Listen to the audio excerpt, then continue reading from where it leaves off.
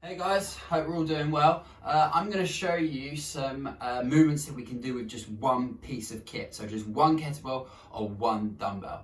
Okay, I'm going to separate these into two different types of movement. The first one is going to be bilateral, so movements that work both sides of the body. And then I'm going to show you some unilateral movements. Movements that just target one side of the body. However, the one side of the body that's working, there's also another side that has to stabilize. So these are really functional movements, and I'm going to show you a mix of both. Okay, I'm going to kick you off with showing you some bilateral movements. Where's my dumbbell? Here it is. First one being the squat. So holding the dumbbell or kettlebell in the front rack, send the hips back and down, trying to hit full depth, keep the chest nice and high. Okay, from the front, looks like this. Okay, you've got a kettlebell. Best thing to do, kettlebell faces upwards, bottom faces upwards, send the hips back and down, keep the chest up, knees track over the toes.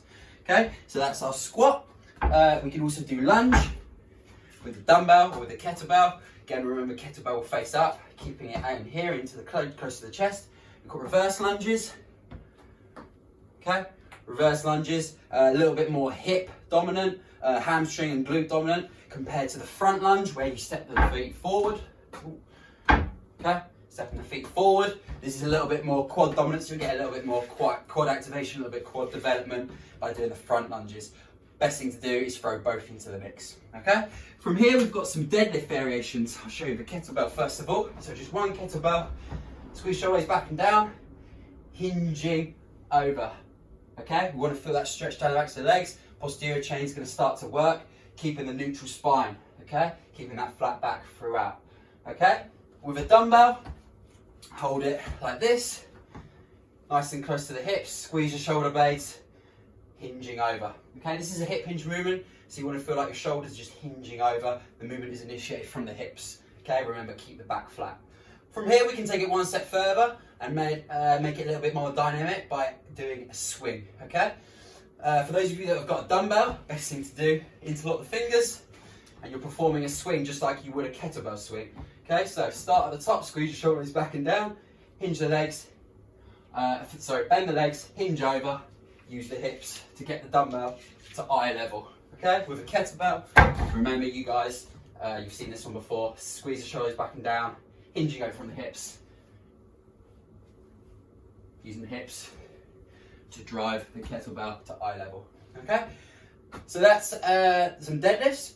Now and some swings and some squats and some lunges. Now I'm going to show you some core movements that we can do. One of my favourites, Russian twists. Hold the dumbbell kettlebell here. Very subtle rotation left to right. Okay. We've also got extended arm sit-ups. So overhead, keep a full grip on the dumbbell or kettlebell. Make sure it doesn't drop on your face. And then from here, sitting up. Okay, if those of you that are feeling really strong, you can do hollow body with an extra weight, in which case you'll be holding it behind your head, pointing the toes, keeping the legs straight, shoulders off the floor. The only thing that should be in contact with the floor is the base of the spine and the top of the bum. Okay, now that's probably the most advanced core movement that we can do. Hollow body plus a weight is going to get you a good burn. So that's some of our bilateral movements. Now I'm going to move on to the unilateral movements. So these are movements that encompass just one side of the body. I'm going to start you off with some upper body stuff.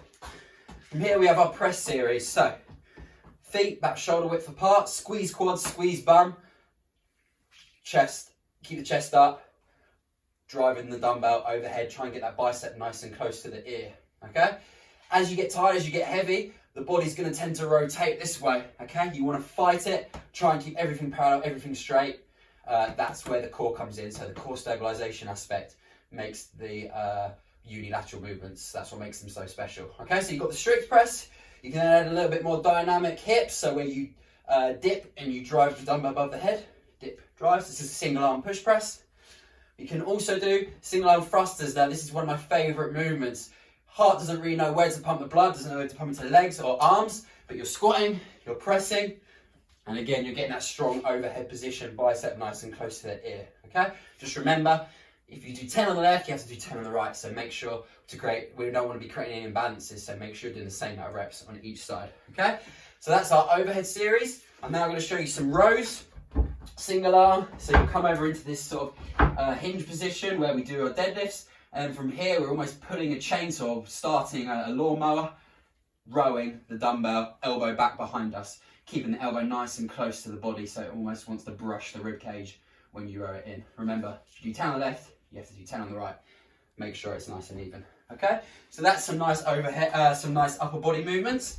Now I'm going to show you some stability movements where the dumbbell's held overhead, your shoulder has to work super hard to stabilize, your core has to work super hard to stabilize, and then your lower body is doing a lot of the work.